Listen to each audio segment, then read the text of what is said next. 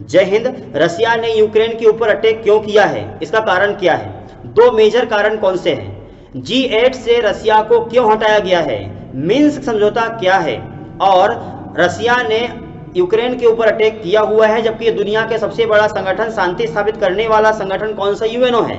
तो यूएनओ फिर शांत क्यों बैठा है? वहां सामने क्यों नहीं आता यूक्रेन देश में कि भैया रसिया जो है वो अटैक ना करे, यूक्रेन देश के नागरिकों को ना मारे, खून खराबा ना करे, हत्या ना करे? क्यों ऐसा हो रहा है? तो कौन से क्षेत्र को हड़प लिया है यूक्रेन ने? अभी यूक्रेन के ऊपर अटैक करके रसिया ने कौन से क्षेत्र को हड़प लिया है, आज यही हम समझने वाले हैं, बहुत सारा विस्तार। सूरजमुखी के तेल का क्या फर्क पड़ने वाला है? गेहूं का व्यापार किस प्रकार से होने वाला है? दोनों देश का युद्ध जब हो रहा है, इससे क्या फर्क पड़ने वाला इकोनॉमी को, ये भी हम आज के सेशन में समझने वाले। आइए हम लोग समझते हैं सबसे पहले बेसिक की ओर। देखो साथियों, इस प्रकार से ग्लोब बनाया, 0 डिग्री ये भारत देश, ये इतना बड़ा ये है रसिया, इसके बाजू यहां पर बेलारूस, यहां पर ये है यूक्रेन। अब इसको मैं आपको बड़े आसानी से समझा दूंगा। ये है अमेरिका देश। रसिया देश ने अटैक किया है किसके ऊपर? यूक्रेन के ऊपर। अच्छा, अब एक संगठन, आपको इस टॉपिक को समझने से पहले आपको एक चीज समझना पड़ेगा नाटो के बारे में। ये नाटो क्या है? देखो, इस प्रकार से एक ग्लोब बनाया, 0 डिग्री भारत देश, ये है अटलांटिक महासागर। तो ये अटलांटिक, इसको दो भागों में बांट दिया है, तो नॉर्थ अटलांटिक और साउथ अटलांटिक। तो नॉर्थ अटलांटिक में जो देश है, अटलांटिक महासागर के किनारे वाले इन देशों के समूह को हम कहते हैं नाटो। नाम से स्पष्ट है, नाटो मतलब क्या? अमेरिका जो है अटलांटिक महासागर उत्तरी वाला, तो नॉर्थ अटलांटिक ट्रीटी ऑर्गेनाइजेशन, उत्तरी अटलांटिक महासागर के देशों के समूह को हम नाटो कहते हैं। इसमें वर्तमान में 30 देश है। इसकी स्थापना 1949 में हुई थी नाटो। अच्छा, कोई भी देश नाटो में शामिल हो जाता है तो इसका फायदा क्या होता है? नाटो में यदि शामिल हो गया है तो इसका फायदा यह होता है कि यदि आपने किसी के ऊपर अटैक किया है, जैसे देखिए, यदि यूक्रेन देश नाटो में शामिल हो जाएगा तब इसका फायदा यह होगा कि रसिया इसके ऊपर अटैक करेगा यूक्रेन के ऊपर, तो यूक्रेन अकेला अटैक नहीं करेगा। जो नाटो संगठन है, 30 देश प्लस यूक्रेन साथ में, पूरे 31 देश अटैक करेगा किसके ऊपर? रसिया देश के ऊपर। ये नाटो है। तो नाटो का स्थापना 1949 में हुई थी। अब हम टॉपिक पे आते हैं। देखिए, 2022 में रसिया देश ने, ये देखिए ये रसिया है, यहाँ यूक्रेन है, रसिया ने यूक्रेन के ऊपर अटैक क्यों किया? क्योंकि दो कारण है। पहला कारण ये है कि 2014 में, देखें साथियों, ये इतना बड़ा पूरी यूक्रेन है, यूक्रेन का दक्षिणी भाग ये वाला, इसको बोलते हैं हम लोग क्रीमिया, क्रीमिया नाम का क्षेत्र है। तो 2014 में क्रीमिया के ऊपर रसिया ने अटैक कर दिया था और क्रीमिया को अपने क्षेत्र में मिला लिया 2014 में। एक क्षेत्र तो किसमें आ गया? यूक्रेन देश का रसिया में आ गया, पहला। दूसरा, अच्छा उस समय से युद्ध चल रहा था, लेकिन 2022 में क्या हुआ? 2022 में यह हुआ कि रसिया देश ने यहां के दो क्षेत्र और है, इसके यूक्रेन देश के दो क्षेत्र और है, दोनेस्क और वुहानसन, दोनेस्क वुहानसन। ये दोनेस्क वुहानसन को इसने हड़प लिया। अच्छा, अब मैं आपको कहानी बताऊंगा पूरी स्कीम। हड़प लिया, एक देश बना दिया, घोषित कर दिया। एक कारण क्रीमिया को हड़पा, दूसरा कारण इसका है कि जो यूक्रेन देश है ये नाटो का मेंबर बनना चाह रहा था। यूक्रेन देश नाटो का मेंबर बनेगा तब रसिया को समस्या क्या हुई? रसिया को समस्या ये हुई, जैसे देखिए भारत देश अभी नाटो का मेंबर नहीं है, पाकिस्तान चाहे तो नाटो का मेंबर बने। अब नाटो का मेंबर पाकिस्तान बन जाएगा तो क्या भारत देश बनने देगा?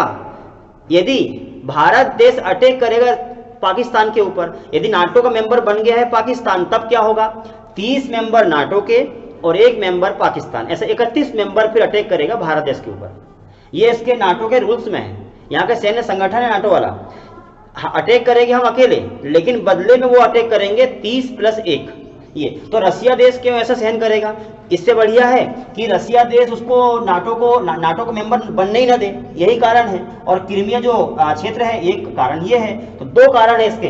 पहले तो क्रीमिया के ऊपर अटैक कर दिया था 2014 में, पहला कारण ये था। और दूसरा कारण ये था कि रसिया देश ने यूक्रेन देश को नाटो के मेंबर बनने से रोक दिया है। नाटो के मेंबर बन जाएगा तो कारण क्या होगा मैं आपको समझा दिया हूं। अटैक एक करेगा, बदले में ये 31 करेंगे, ये एक मारेगा, ये 31 मारेंगे। सोच सकते हैं ये समस्या होगी। तो कोई भी देश ने चाहेगा हमारे आस पड़ोस में कोई ऐसा ताकतवर आके बैठ जाए कि हमें अपनी गर्दन दबा के और हमें मार दे।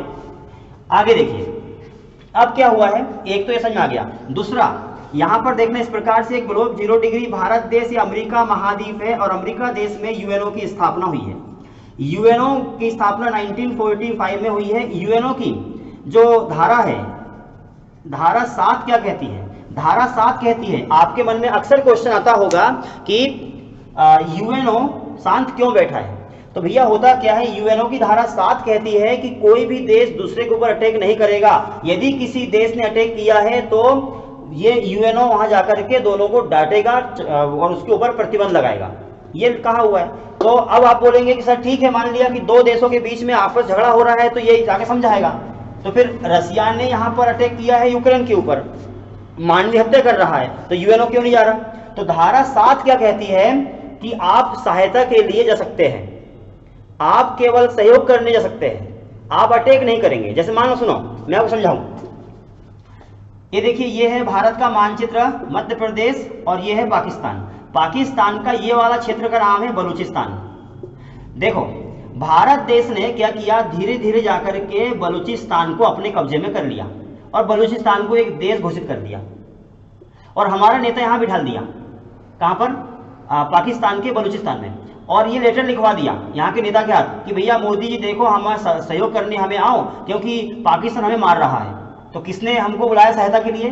बलूचिस्तान ने। तो हम गए कहां पर? बलूचिस्तान में सहायता के लिए। बस यही हुआ है जहां पर युद्ध चल रहा है यूक्रेन का। कैसे? सुनो क्या हुआ था, 2022 तक धीरे धीरे करते हुए ये जो रसिया देश है, आप देखना 0 डिग्री भारत देश, यहाँ पर ये जो दो क्षेत्र है, ये वाला एक ये और एक ये देखो, ये यहाँ पर रसिया है। दो क्षेत्र है, कौन से? दोनेस्क और वुहानसन। तो दोनेस्क और वुहानसन, ये देखो आराम समझना, दोनेस्क और वुहानसन, ये दो क्षेत्र को रसिया ने यहां धीरे धीरे अपनी सेना पहुंचा करके इस क्षेत्र को कब्जे में कर लिया। इधर क्रीमिया को कर लिया था, इधर दोनों कर लिया और यहां अपना नेता बिठा दिया। और ये नेता ने क्या किया, नेता ने यहां पर लेटर लिखा व्लादिमीर पुतिन को कि भैया देखो, हम देश के रूप में काम कर रहे हैं, दोनेस्क, वुहानसन, क्रीमिया हम देश के रूप में काम कर रहे हैं, लेकिन जो यूक्रेन देश है हमें परेशान कर रहा है। यूक्रेन का ही क्षेत्र है, दोनेस्क भी और वुहानसन भी, लेकिन ये रसिया ने क्या किया, इसको मान्यता दे दिया। दोनेस्क और वुहानसन बोले देश है, ऐसा कह दिया। तो यहाँ पर जो देश है दोनों, दोनेस्क और वुहानसन, इन्हें लेटर लिखा, किसको? लेटर लिखा रसिया को कि भैया बचाओ। तो ये बचाने के लिए पहुंचा है। तो इसका उल्लंघन क्या, इसमें क्या लिखा था? धारा 7 में लिखा है कि आप अटैक नहीं कर सकते, आप केवल सहयोग के लिए जा सकते हैं। तो रसिया देश ने यूएनओ को कह दिया कि भैया हमने अटैक नहीं किया है, क्योंकि हम तो सहायता के लिए गए हैं। किसकी सहायता के लिए? दोनेस्क और वुहानसन की सहायता के लिए गए हुए हैं। हम अटैक करते तो यूएनओ हम ऊपर प्रतिबंध लगाता। तो यूएनओ कुछ भी नहीं कर सकता रसिया के ऊपर। रसिया ने बाहर निकल गया, चाल खेल ली। रसियन चाल कौन सी खेली कि दोनेस्क और वुहानसन को पहले धीरे धीरे करके यूक्रेन देश से अपने क्षेत्र में मिला लिया और देश बना दिया, वहां नेता बिठा दिया। उसके बाद में फिर इन्हें क्या किया, यहाँ पर सहायता मांगी, तो सहायता के लिए गया हुआ है। सिंपल से कहानी। तो इस यही युद्ध चल रहा है, 10 दिन से युद्ध चल रहा है। अच्छा सुनिए, अब आपको यहां तक समझ में आ चुका है कि रसिया देश ने यूक्रेन के ऊपर अटैक क्यों किया है, कारण क्या है। पहला कारण तो क्रीमिया को हड़प लेना। दूसरा कारण है यूक्रेन नाटो का मेंबर बनना चाहता है। रसिया कतई नहीं चाहता कि वो नाटो का मेंबर बन जाए। अच्छा अब देखिए, 2014 में क्रीमिया क्षेत्र को उसने हड़प लिया है, तब क्या होता है, रसिया को अलग थलग कर दिया जाता है। सुनो, एक संगठन है G8। तो G8 में क्या हुआ था, पहले देखना, G7 संगठन की स्थापना हुई थी। इस G संगठन 75 में इसकी स्थापना हुई थी, G7 की। इसमें G8 हो गया था, रसिया को जोड़ दिया गया था 1997 में। अब इस प्रकार से G8 हो गया। 2014 में क्रीमिया क्षेत्र को रसिया ने हड़प लिया, तो क्या किया, 2014 में रसिया को वापस कर दिया है, अर्थात वर्तमान में G7 हो गया। सबसे पहले तो ये कि G8 से G7 क्यों हुआ, कारण ये हुआ कि 2014 में रसिया ने क्रीमिया को हड़प लिया था। हड़पने के कारण क्रीमिया को किसने हड़प लिया, रसिया ने। तो यूक्रेन देश और जो G7 के मेंबर थे उनने G8 से रसिया को हटा दिया। उम्मीद करूंगा ये भी आपको समझ में आया होगा। अच्छा, एक ये हो गया। दूसरी बात क्या हुआ था, विश्व के 4 देशों ने मिलकर के एक समझौता किया था रसिया से और यूक्रेन देश से, आपस में समझौता हुआ है क्रीमिया को लेकर के। वो समझौता क्या था, उस समझौते के नाम था, देखना इस प्रकार से ग्लोब बनाया, 0 डिग्री भारत देश, यहाँ पर एक देश है क्या हुआ था 1900 जो है 2014 का समय है, बेलारूस का मिन्स्क नामक स्थान है, ये देखिए ये है बेलारूस, ये बेलारूस नामक स्थान है, बेलारूस की राजधानी मिन्स्क। 2014 में क्रीमिया युद्ध जब हुआ, रसिया ने क्रीमिया पे अटैक किया, तो क्रीमिया के बाद में 2014 में मिन्स्क नाम के शहर में विश्व के कुछ देशों के लोगों ने मिलकर के बैठक की। इस बैठक में समझौता हुआ कि रसिया देश क्रीमिया और रसिया के बीच में क्या समझौता होना चाहिए। मतलब 2014 में मिन्स्क समझौता हुआ जो कि 2015 में लागू हुआ। 2015 में मिन्स्क समझौता लागू हुआ, कौन से देश थे? तो इसमें था रसिया, यूक्रेन, जर्मनी और फ्रांस। कहां मीटिंग की इन्होंने? बेलारूस में। कौन से देश थे? यहां देखेंगे आप 0 डिग्री भारत देश, ये देखो ब्रिटेन, फ्रांस, जर्मनी।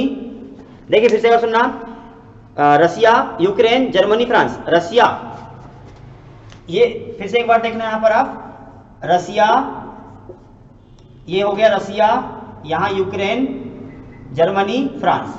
रसिया, फ्रांस, जर्मनी और यूक्रेन, ये 4 देशों ने मिन्स्क समझौता किया था, मिन्स्क, और 2015 में लागू हुआ। युद्ध की जो संधि शर्तें थी, इस संधि शर्तों में क्या लिखा हुआ था कि रसिया और यूक्रेन दोनों आपस में शांत हो जाएंगे, दोनों शांत होंगे। इसके बाद में और क्या क्या बातें कही थी, इसमें यह कहा गया था कि तुरंत युद्ध विराम करेंगे, हथियार हटाए जाएंगे, निगरानी के लिए एक संगठन बनाया जाएगा, वह संगठन का नाम OSCE होगा, और वह संगठन निगरानी रखेगा कोई अटैक तो नहीं कर रहा है। जितने भी युद्ध में कैदी बंद हुए हैं, देखिए 2014 में रसिया और क्रीमिया का जब युद्ध हुआ है, यूक्रेन का क्रीमिया को लेकर के, तो आपस में एक दूसरे ने झड़प किए हैं, खून खराबा किया है और सैनिक को बंद कर दिया है। तो जो सेना लोग हैं, सेना को छोड़ दिया जाएगा। उसके अलावा यहाँ पर मानवीय सहायता एक दूसरे लोग करेंगे। यूक्रेन के हथियारबंद जो लोग यहाँ गए हुए थे, विभिन्न देश के लोग यहाँ सपोर्ट करने गए थे, तो उनको अलग अलग देश जहाँ जिन देशों में गए थे उनको वापस किया जाएगा। ये सारी बातें मिन्स्क समझौते के तहत किया था। तो और ये कहा था कि रसिया अब यूक्रेन के ऊपर कभी भी अटैक नहीं करेगा। मतलब मिन्स्क समझौता जो है, मिन्स्क समझौता 2015 में चालू हुआ था। इसका उद्देश्य था यूक्रेन के ऊपर रसिया अटैक नहीं करेगा। फिर आप बोलेंगे अब कि सर मान लिया कि 2014 में समझौता हुआ था मिन्स्क और रसिया यूक्रेन के ऊपर अटैक नहीं करने वाला था, तो फिर भैया 2022 में अटैक क्यों किया? उसने बड़े बड़े 5 शहरों के ऊपर कब्जा क्यों कर लिया यूक्रेन के? क्यों खून खराबा कर रहा है? तो 2022 में यूक्रेन देश मिन्स्क समझौते को कहता है कि बोले यह समझौता हड़बड़ी में हुआ था, हम इसमें इन्वॉल्व नहीं है। दूसरी बात बोले रूस का नाम कहीं पर भी स्पष्ट नहीं है, इसलिए रसिया इस संधि को नहीं मानेगा, ऐसा 2022 में कह दिया है और रसिया ने यूक्रेन के ऊपर अटैक कर दिया है। पहला तो एक ये हो गया मिन्स्क समझौता। दूसरा, यूएनओ की धारा 7 के तहत ये यूएनओ इसके खिलाफ कार्रवाई भी नहीं कर सकता है। अब यहां देखिए आप, एक तो युद्ध का कारण समझ में आ गया आपको, दूसरा इसको रसिया को हटा दिया गया है। नाटो का मेंबर बन जाने से यूक्रेन को क्या फायदा होगा? तो 30 मेंबर सपोर्ट करेंगे उसको, हमेशा ताकत बढ़ जाएगी किसकी? यूक्रेन की। अच्छा, उसके अलावा और आप देखिए आगे, अब इसमें जो 2022 में जब युद्ध चला है, तो युद्ध के बाद में महंगाई को लेकर के क्या क्या स्टैंड है, क्या क्या समस्या आने वाली महंगाई को लेकर के। देखिए इस प्रकार से ग्लोब 0 डिग्री भारत देश, ये है रसिया ने यूक्रेन के ऊपर अटैक कर दिया है, और यूक्रेन का कारण आपको पता है, दोनों कारण, जल्दी बोलिए, 2 कारण कौन से हैं? पहला कारण तो यह है कि क्रीमिया को इसने हड़प लिया है। दूसरा कारण है नाटो का मेंबर बनना चाहता है। मेरा क्वेश्चन आपसे यह है कि नाटो का मेंबर बन जाने से यूक्रेन देश को फायदा क्या होगा, रसिया को हानि क्या होगी? कमेंट्स में करिए जल्दी कमेंट्स। अच्छा, इसके अलावा मिन्स्क समझौता कब हुआ था? 2015 में हुआ था। कारण क्या है आपको पता है? अच्छा, 2022 में जब रसिया ने यूक्रेन के ऊपर अटैक कर दिया है, तो इससे महंगाई के बारे में क्या राय है आपकी? महंगाई के बारे में राय यह है कि विश्व का 70% सूरजमुखी यूक्रेन देश के पास होता है। हम यूक्रेन देश से ही सूरजमुखी का तेल खरीदते हैं। तो सूरजमुखी का तेल जब यहाँ पर यूक्रेन में हो रहा है, तो यूक्रेन अब प्रोडक्शन बंद हो जाएगा, प्रोडक्शन बंद हो जाने से हमारे भारत में आयात नहीं हो पाएगा, तो सूरजमुखी का रेट बहुत ज़्यादा बढ़ जाएगा, पहला। दूसरा, यूक्रेन देश को रोटी की डलिया कहते हैं क्योंकि विश्व में कम क्षेत्र में सबसे ज़्यादा गेहूं जो होता है वो यूक्रेन देश में होता है। तो यूक्रेन देश और रसिया देश में प्रोडक्शन बंद हो जाएगा गेहूं का, तो गेहूं भारत देश का जो गेहूं है वो गेहूं इन देशों में हम सप्लाई कर सकते हैं। और विश्व में स्पष्ट है कि गेहूं का भारत देश एक बहुत बड़ा भंडार ग्रह है, तो भारत देश गेहूं को सप्लाई कर करके बहुत सारा पैसा कमा सकता है। जैसे कोविड काल में आपने देखा होगा हाइड्रोक्लोरोक्विन जो टैबलेट थी कोविड वाली, इसको हमने विश्व के विभिन्न देशों में टैबलेट सप्लाई किया, विश्व गुरु भारत देश बना और ढेर सारा पैसा भारत ने कमाया था। वही हमारे पास में तत्कालिक कारण यह है कि हम थोड़ा क्षण मात्र के लिए बहुत सारा हम पैसा कमा सकते हैं गेहूं को सप्लाई कर करके, ये भी आपको समझ में आ गया होगा। उसके अलावा अब 2022 में युद्ध हुआ है, तो इसमें भारत को क्या करना चाहिए, ये देखिए फिर से एक बार यहाँ पर ये 0 डिग्री भारत देश, ये यूएनओ यहाँ पर है अमेरिका में, तो यूएनओ में यूक्रेन को लेकर के और रसिया को लेकर के यूएनओ की बैठक चल रही है, यूएनओ की महासभा की बैठक चल रही है। इसमें भारत देश ने वोट नहीं किया, चाइना ने वोट नहीं किया और यूएनई ने वोट नहीं किया। क्यों? कारण क्या है कि यूएनओ में वोट नहीं किया है इन 3 देशों ने। पहला तो यह है कि भारत देश यूएनओ में वोट नहीं करेगा चाइना किसके, रसिया के खिलाफ, क्योंकि 1971 का युद्ध देख लीजिए, यहां सपोर्ट किया है भारत देश को रसिया ने। जब ये देखिए इस प्रकार से ग्लोब 0 डिग्री भारत देश, ये देखना ये है भारत का मानचित्र मध्य प्रदेश, यहाँ पर यह है बंगाली खाड़ी, ये रसिया ऊपर से, रसिया भारत देश को सपोर्ट करने आया था 40वां बेड़ा लेके, और यहाँ अमेरिका देश ने भारत देश के खिलाफ पाकिस्तान को सपोर्ट करने के लिए 7th फ्लीट बेड़ा उतार दिया था।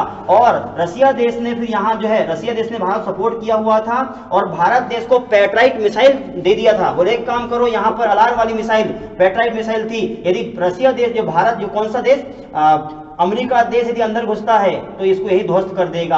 यानी भारत सपोर्ट किया हुआ 1971 में, 1987 की बात करें, 1999 की बात करें, हर युद्ध में जब भी भारत देश को समस्या उत्पन्न हुई है तो रसिया देश भारत को सपोर्ट करते आया है। भारत देश में मिसाइल सिस्टम, जितने मिसाइल सिस्टम भारत देश में, चाहे वो ब्रह्मोस है, S-400 डिफेंस सिस्टम है, जितने प्रकार के मिसाइल Mi-8 है, बहुत सारी मिसाइल भारत देश को किसने सपोर्ट किया है, रसिया ने सपोर्ट किया है।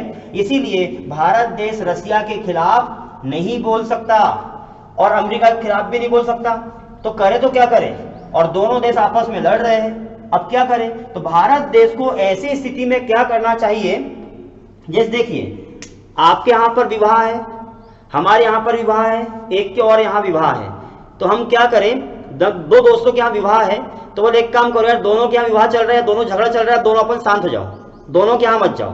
क्या होता है यहां सुनो, हमें क्या करना चाहिए, हमें ये देखिए ये है भारत का मानचित्र मध्य प्रदेश, तो रसिया के सब, अब कोई भी देश जो है वो चाहेगा कि रसिया को सपोर्ट करे, या फिर रसिया चाहेगा कि भारत रसिया सपोर्ट करे, यूक्रेन चाहेगा भारत यूक्रेन सपोर्ट करे, अमेरिका चाहेगा भारत देश सपोर्ट यूक्रेन का करे, तो करे तो किसको करे, दोनों ही हमारे, अमेरिका भी हमारे पक्ष में, मतलब हम उसको मानते हैं और रसिया भी हमारे पक्ष में है, तो किसको करे, हमें क्या करना होगा। इसलिए हमें एक काम करना होगा, कौन सा वाला, या तो हम, या देखिए जम्मू कश्मीर क्षेत्र है, जम्मू कश्मीर में पीओके क्षेत्र में जाकर थोड़ा छिटपुट ढंग से हम यहाँ पर गोली बरसात करें, या फिर यहाँ पर डोकलाम क्षेत्र में जाकर के हमारी सेना को थोड़ा आगे बढ़ा दें।